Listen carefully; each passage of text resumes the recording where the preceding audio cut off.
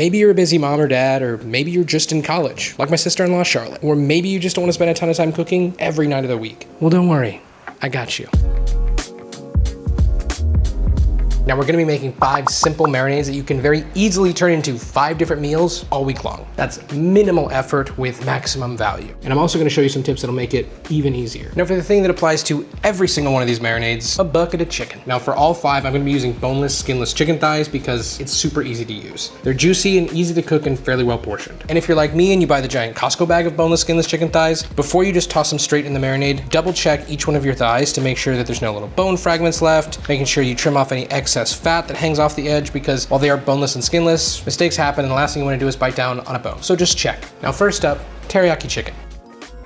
Now it starts off with about 2 parts of shoyu, which is just Japanese soy sauce. And you could use Chinese soy sauce, or you could use whatever soy sauce you have on hand, but odds are you have kikkoman, which is Japanese soy sauce. And 2 parts of mirin, 1 part sake. This is cooking sake, not drinking sake, they're different. But if you have trouble finding this, because sometimes it can be a little bit trickier to find, just sub an extra mirin. Then we'll go 2 parts sugar. This is taking a long time.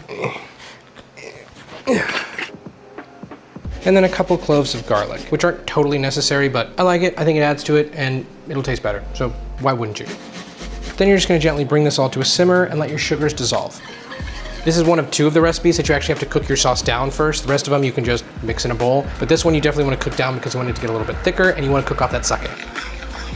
And alternatively, if you wanted to, you could just use a pre-made teriyaki sauce. I use them all the time. Chances are if you came over to my house for a big barbecue and I served you chicken thighs, I just use pre-made sauce because it's good and it works. There's no shame. Now after about 10 minutes of constant simmering and minimal stirring, our sauce is just thickened up enough. You don't want it like saucy, gloopy thick. You just want it to reduce a little bit because when we cook it, it's gonna reduce even further. Now, before we add this to our chicken, you're gonna need to let this cool because if you add it to your chicken while it's still hot, it's gonna cook the outside of your chicken and then it's gonna be gross and weird. So you have a couple options. One, you can just leave it on the pot, on the stove, off the heat, just let it chill, and it'll get there when it gets there. The other option is you could just move it to another container and let it cool there because obviously this pan is still hot, so it's going to take a while for this to cool down, not just the sauce. Your third option, which I believe is the best option, is you take a large bowl and you fill it with ice water, and then you take a smaller bowl that fits inside that bowl. Make sure when you push it down inside, you don't have water that zhuzhes out the sides. And then you're just gonna pour it inside very carefully. And then just stir it around and keep it moving because the outside of the bowl is very cold and it's gonna cool down your sauce super quick. And after about 30, 40 seconds, it's warm. Keep it going another 30, 40 seconds and it'll be nice and cool.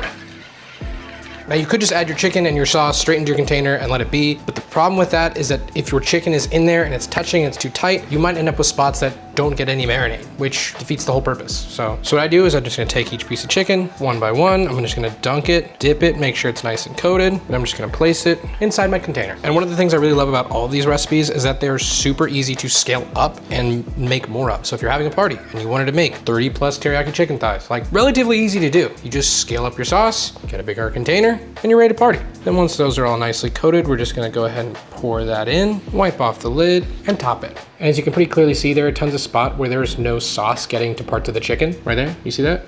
You see that? You see that? You see that? So if you didn't dunk them first, then they wouldn't be evenly marinated and you'd be missing out on all the flavor you just worked so hard on. My handwriting is just atrocious.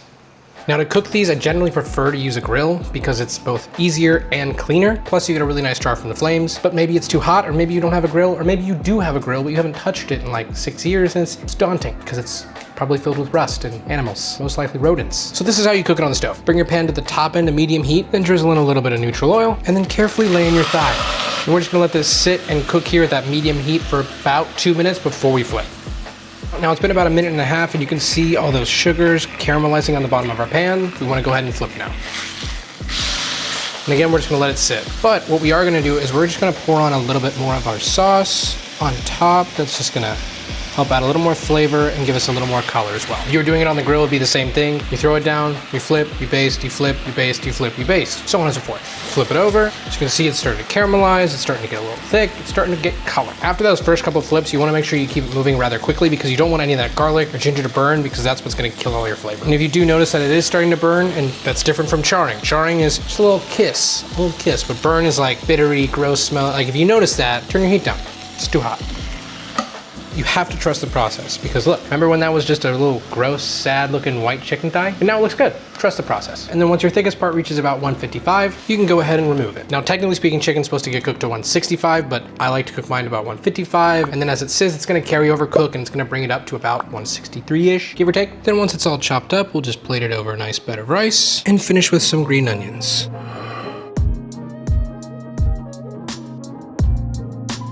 Next up, the buffalo chicken. This is the only other recipe that you have to cook down. But again, if you want to skip that, all you have to do is just use pre-made buffalo sauce. But why do that when making your own is super easy. It starts with about 6 tablespoons of unsalted butter, and you're just gonna melt that down on low heat. You don't wanna cook it, you really just wanna melt it, and you definitely don't wanna brown it. It should end up this nice silky and creamy texture. Then we're gonna add in about half a cup of Frank's Red Hot, or your preferred hot sauce, as well as a dash of Worcestershire, about a tablespoon of distilled white vinegar. And if you also only have giant bottles of distilled vinegar, then you should definitely pour it into something else first and then into your pot, because if you do it into your pot and it goes a little heavy, it's all over. And then a couple shakes of garlic powder. Then we're just gonna mix that all together and make sure you scrape down the sides because you wanna make sure you incorporate everything. And at this point, you can go ahead and taste, see if you need to add any salt. I could use a pinch. If you use salted butter, you probably wouldn't have to adjust your salt levels, but I like to use unsalted butter so that way I can control the amount of salt I'm using, but it's up to you. Well, that's good. And then we're just gonna cool that down the same way we did the teriyaki, making sure we scrape out every bit of sauce because this one likes to coat. And then we'll just keep it moving in our bowl until it's nice and cool. Look at how silky that is. You can't tell me you would rather use store-bought for this. Now we're gonna do the same thing here that we did with the teriyaki chicken. We're gonna dunk it and then place it. And then we'll just fill it up with the rest of our sauce. And again, don't forget to scrape the edges because that's motanai.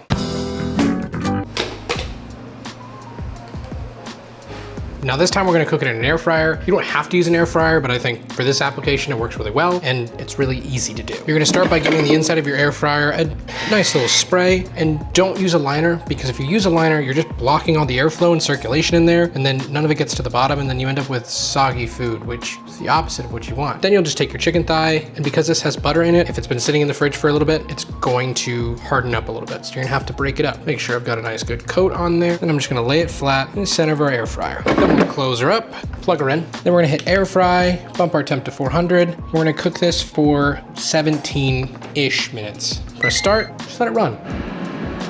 Then after about 10 minutes, we're gonna hit pause. We're gonna flip over carefully and let it finish its cycle. And after about 3 minutes shy of 17 minutes, my chicken is done. And arguably a little overcooked, but that's okay. Oh yeah, remember when I said this was overcooked? I lied. It's very, very not overcooked. It's very much perfectly cooked. Ow, that's still hot. Then we'll just lay down a slightly warm tortilla, a nice bed of lettuce, our chicken, a little bit of freshly grated cheddar. It doesn't have to be freshly grated, but you know, why not?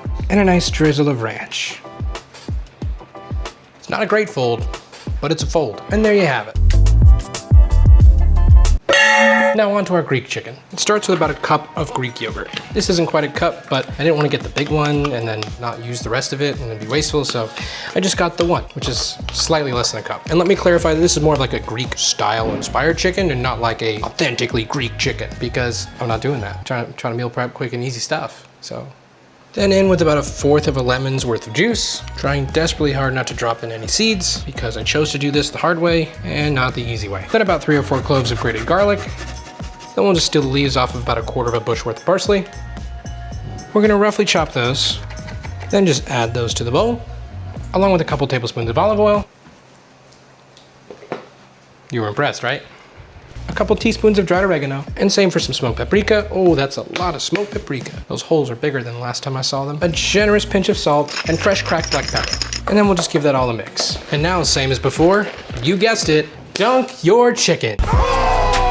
In my head, that sounded way cooler than I think it came out to be. This one is one of my favorites because, can you see that? Can you see the beauty here? I mean, look at all of that flavor. It's gonna be freaking delicious. And this one, because it's less of a sauce and more of a thick sludge, that sounded gross. You're gonna wanna make sure it's coated very well because it's not really gonna seep down anymore. Like, I'm just gonna use this last piece of chicken to scoop up any remaining sauce in our bowl and move it over. Boom. Now for this one, I cannot stress enough, do not try to cook this in the air fryer or the oven because it's a yogurt-based sauce and they just don't do great in those cooking environments. It's good, it tastes fine, and like cooks, it just doesn't look great. So I wouldn't do it. So now in a skillet on medium-high heat, a little bit of food lube, shake it around, make sure it's nice and coated. Now for this particular marinade, I wouldn't recommend leaving this one till Friday because it has that lemon juice in it, and lemon juice is acidic and it's gonna break down your meat. So the longer it sits, the more it will break down your meat, which is a good and bad thing. Good to like break it down a little bit, but you don't want it to be like mush. So definitely throw it in your freezer if you're not gonna use it the Monday or Tuesday or right a couple days within making it, and then thaw it out, of course. That's a good sizzle. Now we're just gonna let this sit because we're in a stainless steel pan. I wanna get that crust built up so that way when I peel it off, it doesn't peel off part of my chicken. It just glides off. After about 2 minutes, we're gonna flip it over. Let it sit for another 2 minutes. Then after a couple minutes, we're gonna flip again. Then we're just gonna repeat this every 60 seconds until our chicken is cooked through. And you see how it's a little bit burnt onto the bottom of our pan? Because my heat was too high. But that's okay, it's still gonna taste good. I just know better for next time. And once that chicken is cooked through, remove it, then lay down a warm piece of naan, a nice schmutz of tzatziki, schmear. I don't know if schmutz is a slur. Add on your chicken, and then garnish with some thinly sliced red onions and a few cukes, but not too many cukes.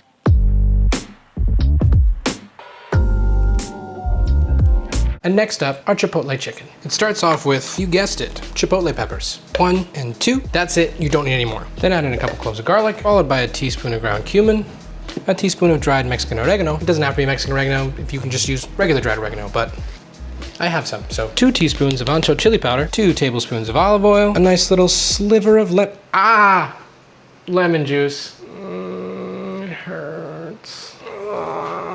A generous pinch of salt, black pepper, and then about a cup of water just to thin it out. And now you're probably wondering why I put everything inside a cup rather than in a bowl or chopped it and then put it in a bowl. Because something like this works really well with a stick blender. If you don't have a stick blender, you can just use a food processor or a regular blender, or you can just cut it up by hand. It just takes a little bit longer. And you know the rest. Now for this one, we're gonna do something a little bit different, and I'm just gonna cut up my chicken ahead of time. You don't have to do this, but since I know I'm gonna want my chicken in little bite-sized pieces anyways, I'm just gonna do it now because it'll save me time, and then that way each little piece gets a nice little seared on the outside versus like just the top and bottom. Now I'm just gonna cut this in long strips, and you can cut it however you like. I just like a little bite size, like what you find in a street taco. Which, if you're interested in, I made street tacos last week, so you should check it out. Now once those are all nice and stringy, I'm just gonna cut them into little bite-sized cubes. Sometimes raw chicken to me looks really good, and I think about how there's some places in Japan that raise chickens just to be eaten raw, and I want to go to there. Now I'm just gonna preheat a nonstick pan to medium-high heat, and you could do this in a stainless steel pan, but my sauce is really thin, so I know it's gonna take a little bit longer to cook down, and I don't wanna risk burning it in a stainless steel pan like I did before this. Also, I've only got the one 10-inch pan. I do have a 12-inch one, but that's a little bit overkill and a pain to wash. That one's currently sitting over there with schmutz caked onto it, and I don't want to wash it right now. So here we are, just a smidgen of lubricant, and in with our chicken and all of its juices. We're just gonna spread that out so it's nice and even, and just let it sear. And then after about 5 minutes, all of your pieces should have a nice little sear on them and be fully cooked. And now we can just make ourselves a nice little burrito bowl, except for the fact that it's on a plate. But you don't really care, right? Like, it doesn't bother you, right?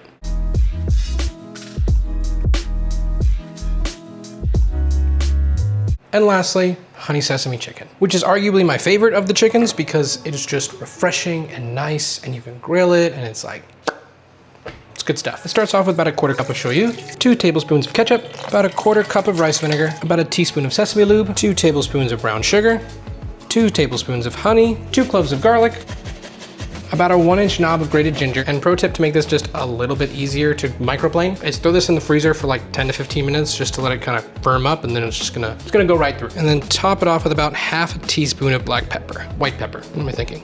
And then we'll just whisk this all together. Now you technically could cook this one down too because of the sugars, but for this kind of stuff, if I don't have to, I'm not going to. I'm not looking to win any awards, I'm just looking to feed my wife something delicious. And then after about 3 or 4 minutes of whisking together and it's all nice and mostly combined, we're gonna dunk that chicken. Just like before. By this point, your chicken dunking technique should be amazing. But you know what? They probably already were amazing because you were amazing. And now again, use that amazingness to just top it off with the rest of that sauce. Then we'll just pop it, lock it, polka dot it, country file, and hip hop it. I don't know why, but every time I've put the cap on one of these bad boys today, that song races in my head. And for this last chicken, I'm just gonna do the easy thing. It is by no means my preferred method, but it works. My preferred method would be to grill it, but you know, it's hot outside and I don't wanna grill. So we're gonna throw it in the oven instead. I also don't wanna wash any more pots and pans. So into the oven it goes at 400 degrees until it's fully cooked. Perfect time for a water break. And after about 16 minutes, right around the same time that the air fryer took, our chicken is done. And now that I've let it cool down just a bit, because I don't want it to sear my hands, I'm just gonna slice it up nice and thin. I'm gonna lay down a nice bed of loose lettuce, some thinly sliced onions, Kewkee boys, our chicken, that looks good, and a light drizzle of dressing. Voila.